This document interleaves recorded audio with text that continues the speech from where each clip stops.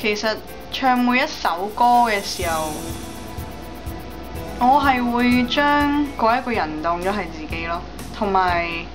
當你去投入嗰一件事嘅時候，例如你已經唱到個我字真係講緊我，個你字真係講緊你所諗緊嗰一個人，咁就自然而然會做到。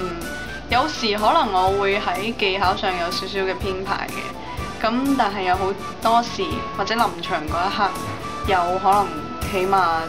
6、7成我係隨心嘅咯，咁所以一就係你要好了解自己嘅長處啦，二就係從心咯，有好多嘢其實從心你就會知道自己想做啲咩，同埋你會做出嚟嘅。